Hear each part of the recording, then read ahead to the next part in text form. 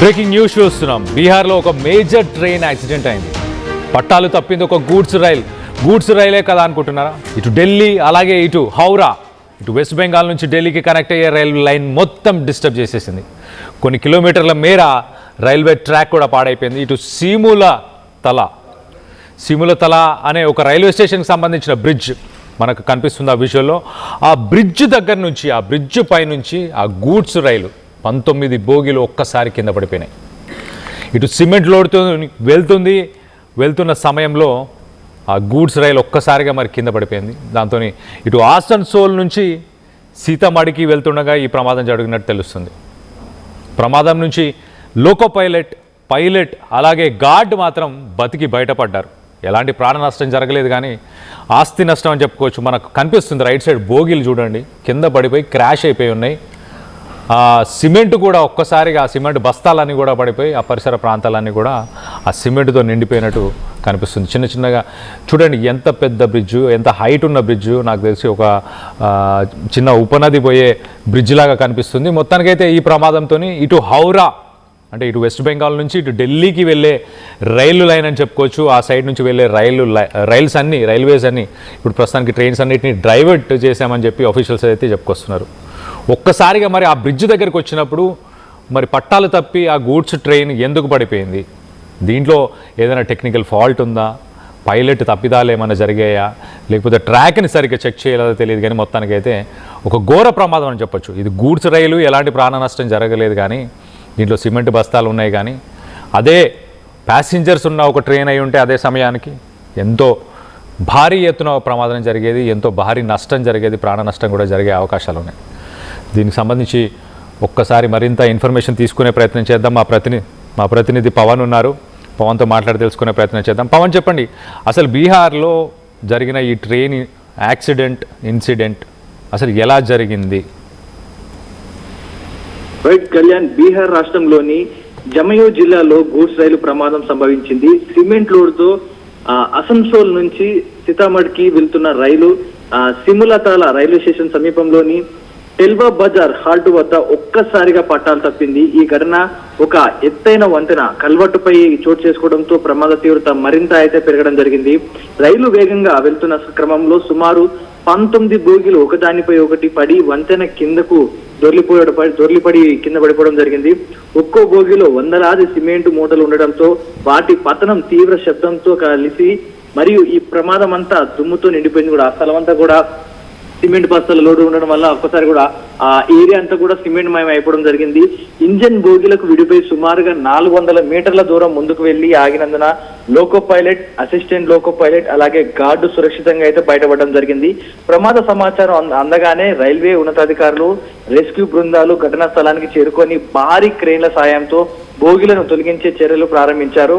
అయితే వంతెన కింద బోగిలు పడిపోవడం, సిమెంట్ మూటలు చెల్లాచెదురుగా ఉండడం కారణంగా రక్షణ కార్యకలాపాలు కొంతవరకు సవాళ్లను ఎదుర్కొంటా ఉన్నాయి. ఈ ప్రమాదం కారణంగా ఆ మార్గంలో రాకపోకలు చేస్తున్న రైళ్లను తీవ్ర అంతరాయం అయితే కలగడం జరిగింది. కిలోమీటర్ల మేర పట్టాలు దెబ్బతిన్నాయి. విద్యుత్ లైన్ కూడా తెగిపోవడంతో రైళ్ల రాకపోకలకి తీవ్ర అంతరాయం అయితే కలుగుతా ఉంది. దాంతో హౌరా ఢిల్లీ ప్రధాన రైలు మార్గంలో ట్రాఫిక్ తాత్కాలికంగా నిలిపివేయబడి రైలు ఇతర మార్గాల్లోకి మళ్లించడం జరిగింది. వేరే మార్గాల్లో మళ్లించడం జరిగింది. పట్టాలు ఎందుకు తప్పాయో తెలుసుకోవడానికి రైల్వే శాఖ సాంకేతిక విచారణకు ఆదేశించడం జరిగింది. ట్రాక్ నిర్వహణలో లోపమా లేక ఇతర కారణమా అనే కారణంలో కూడా అధికారులు దర్యాప్తు చేస్తా ఉన్నారు. ఈ ఘోర ప్రమాదంలో భారీ ఆస్తి నష్టం సంభవించినప్పటికీ ప్రాణ నష్టం లేకపోవడంతో పెద్ద ఎత్తున ఊరటను ఇచ్చినట్టుగా తెలుస్తా ఉంది. అయితే ఈ పట్టాలు తప్పడం వెనక నిజానికి ఆ బ్రిడ్జి మీద సమీపంగా ఎవరైనా కొంతమంది పట్టాల మీద రాళ్లు పెట్టారా, లేకపోతే బలమైన ఇనుప వస్తువులు పెట్టి పట్టాలు తప్పేలా చేశారా అనే దానిపై పోలీసులు కూడా దర్యాప్తు చేస్తా ఉన్నారు. ఈ జరుగుతున్న ఈ నేపథ్యంలో, ఉగ్రకుట్ర నేపథ్యంలో ఈ ప్యాసింజర్ ట్రైన్స్ ఏవైతే మనుషులను తరలిస్తున్న ట్రైన్స్ వాటిని లక్ష్యంగా చేసుకొని ఎవరైనా ఉగ్రమూకలు ఇలాంటి దాడికి పాల్పడి ఉంటారా, లేకపోతే కొంతమంది ఆకతాయిలు ఈ రైళ్ల మీద పట్టాల మీద రాళ్లు పెట్టడం, ఇనుప సువ్వులు పెట్టడం ఇలాంటివి చేస్తా ఉంటారు. ఇలాంటి వారి పని ఏదైనా అయి ఉంటుందా అనే దానిపై కూడా పోలీసులు దర్యాప్తు చేస్తా ఉన్నారు. ఇప్పటివరకు కూడా ఎలాంటి సమాచారం లేదు. అదొక బీహార్ ఒక అడవి ప్రాంతం, అది కాక ఒక ఫ్లైఓవర్ మీద ఒక వంతెన మీద కాబట్టి పోలీసులకి అక్కడ ఉన్న సీసీ కెమెరా చూసే సౌకర్యం లేకపోవడంతో పోలీసులు అయితే ఆ చుట్టుపక్కల ఉన్న ఏరియాలో ఉన్న వారందరూ కూడా విచారిస్తా ఉన్నారు, ఎంతమంది ఉంటారు ఏంటనే దానిపై విచారిస్తున్నారు. కొత్తగా ఎవరైనా వచ్చారో ఈ ఏరియాలోకి అనే దానిపై కూడా దర్యాప్తు చేస్తున్నారు. ఖచ్చితంగా ఈ 2-3 రోజుల్లోనే ఇది ఉగ్రకుట్ర లేకపోతే అక్కడ ఉన్న లోకల్స్ ఎవరైనా చేశారన్న దానిపై, లేక పట్టాలు భోగికున్న పట్టాల నుంచి ఆ వీల్స్ అనేది ఊడిపోవడం జరిగింది, వెనుకున్న వీల్స్. సో దాని వల్ల ఏమైనా సాంకేతిక లోపం వల్ల ఏమైనా బోల్ట్స్ ఊడిపోయి ఆ పట్టాల కింద వీల్స్ ఊడిపోయిన దానిపై ఈ 3 కోణాల్లో అయితే పోలీసులు దర్యాప్తు చేస్తా ఉన్నారు. Kalyan. Right Pavan, thanks for the latest update. ఒకసారి మనం విజువల్లో చూడొచ్చు, అసలు బోగీలన్నీ కూడా నుజ్జు అయిపోయి మరి హెవీ స్పీడ్లో ఉందా, లోడ్తో పాటు అలా పడిపోవడం వల్ల ఇలా జరిగిందో తెలియదు. కానీ మొత్తానికైతే సిమెంట్ బస్తాలని తీసుకొని వెళ్తున్న సమయంలో ఇటు బీహార్కి సంబంధించిన ఆసన్సోల్ డివిజన్, ఇది ఈస్టర్న్ రైల్వేస్ ఆసన్సోల్ డివిజన్కి సంబంధించిన ఏరియాలో జరిగింది. ఈ సీములతల రైల్వే స్టేషన్ పరిసర ప్రాంతాలని చెప్పొచ్చు ఈ బ్రిడ్జ్ ఉన్న ప్లేస్. మొత్తానికైతే క్యాజువాలిటీస్ ఏం లేవు, ఎవరికి గాయాలు అవ్వలేదు. ఇటు పైలట్, కో పైలట్ అలాగే గార్డ్ ముగ్గురైతే తప్పించుకోగలిగారని చెప్పేసి ఇటు రైల్వే శాఖకు సంబంధించిన అధికారులు చెప్తున్నారు. మొత్తం మీద ఎన్ని డ్యామేజ్ అయినాయి అంటే విజువల్లో కూడా మనం చూడొచ్చు, చాలా క్లియర్గా కనిపిస్తుంది. ఒక 8 నుంచి 10 బోగీలు ఆ రైల్వే బ్రిడ్జ్ మీద నుంచి డైరెక్ట్గా కింద పడిపోయినాయంట. అది కాకుండా ఇంకొక 9 బోగీలు, మొత్తంగా 19 బోగీలు ఉన్నాయి. 19 బోగీలు మనం చూడొచ్చు. రైల్వే ట్రాక్ మీద కొన్ని బోగీలు పడిపోయి ఉన్నాయి, బ్రిడ్జ్ కింద ఒక 10 బోగీలు పడిపోయినాయి. సో మొత్తం మీద 19 బోగీలు పడిపోయినాయి. మరి ఓవర్ స్పీడింగ్గా ట్రాక్ మీద ఎవరైనా ట్రైన్ పడిపోవాలని ఏదైనా వస్తువులు పెట్టారా, లేకపోతే ట్రాక్ని పాడు చేశారా, దీని మీద ఇన్వెస్టిగేట్ చేసి రిపోర్ట్ని అయితే ఇవ్వాలని చెప్పేసి ఇటు రైల్వే శాఖకు సంబంధించిన అధికారులు అయితే ఒక ఇన్స్ట్రక్షన్స్ అయితే జారీ చేశారు. మరి ఇంత ఘోర ప్రమాదం అదే సమయంలో, మరి అదే టైంలో ఒకవేళ ప్యాసింజర్ ట్రైన్ ఏదైనా వచ్చుంటే ఎలా ఉండేది, ఎంత ప్రాణ నష్టం జరిగేది.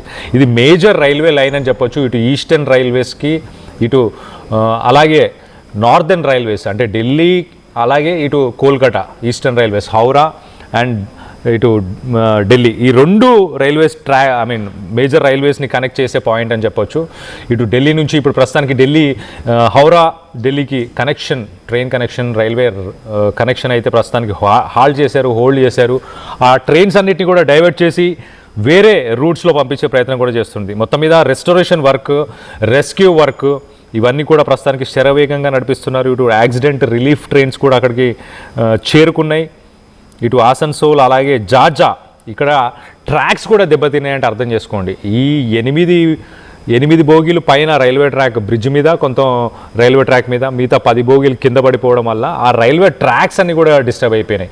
ఆ ట్రాక్స్ని సెట్ చేయడానికి కొన్ని కిలోమీటర్ల మేర ఆ ట్రాక్స్ అన్నిటిని కూడా మళ్ళీ సెట్ చేయడానికి చాలా సమయం పట్టే అవకాశం ఉన్నట్టు కూడా వీళ్ళు చెప్తున్నారు. మొత్తం మీద ఇటు ఢిల్లీకి, ఇటు హౌరాకి వెళ్ళాల్సిన 9 ట్రైన్స్, అలాగే ఇంకో 9 ట్రైన్స్ని క్యాన్సిల్ చేశారు, ఇంకొక 14 ట్రైన్స్ని డైవర్ట్ చేశారు. ఇటు హౌరా న్యూఢిల్లీకి సంబంధించిన రాజధాని ఎక్స్ప్రెస్ కానీ, వందే భారత్ ఎక్స్ప్రెస్ కానీ, అలాగే వారణాసి దియోగర్ వందే భారత్ ఎక్స్ప్రెస్ ఇవన్నీ కూడా ప్రస్తుతానికి డైవర్ట్ చేశారు.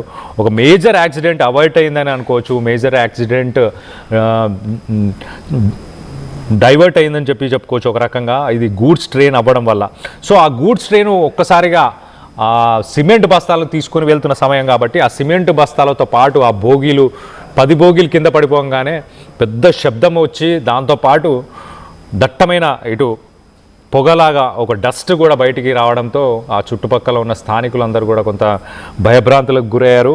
ఒక పక్కన మనం చూడొచ్చు డెన్స్ ఫాగ్, పొగ మంచు కూడా ఉన్న సమయము. మరి ఆ సమయంలో జరిగినట్టు కూడా తెలుస్తుంది. సో విజిబిలిటీ తక్కువ ఉండడం వల్ల కొద్దిగా ఈ రెస్క్యూ ఆపరేషన్స్ కూడా కొంచెం, ఈ ట్రాక్స్ని బాగు చేసే పని కూడా కొంచెం డిలే అవుతుందని కూడా చెప్పుకొస్తున్నారు. సో మొత్తం మీద విక్టిమ్స్ ఒకసారి మనం చూస్తే అక్కడ పరిసర ప్రాంతాల్లో ఉన్న వాళ్ళు వీళ్ళందరూ కూడా వెంటనే హాస్పిటల్స్కి తీసుకెళ్లారు. ఇటు తీసుకెళ్లిన తర్వాత పైలట్, కో పైలట్ అలాగే గార్డ్ వీళ్ళందరూ కూడా సేఫ్గానే ఉన్నారని చెప్పి తెలుస్తుంది. సో దీనికి సంబంధించి మీరేమనుకుంటున్నారు? ఈ మధ్యకాలంలో బస్సు యాక్సిడెంట్స్ ఎక్కువ చూస్తున్నాం, కానీ రైల్వేస్లో కూడా ఇలాంటి ఇన్సిడెంట్స్ జరుగుతున్నాయా? అసలు ఈ ప్రమాదం వెనుక ఏదైనా కుట్ర దాగి ఉందనుకుంటున్నారా? దీనికి సంబంధించి మీరేమనుకుంటున్నారు? మీ అభిప్రాయాలని కింద కామెంట్ రూపంలో తెలియపరచండి.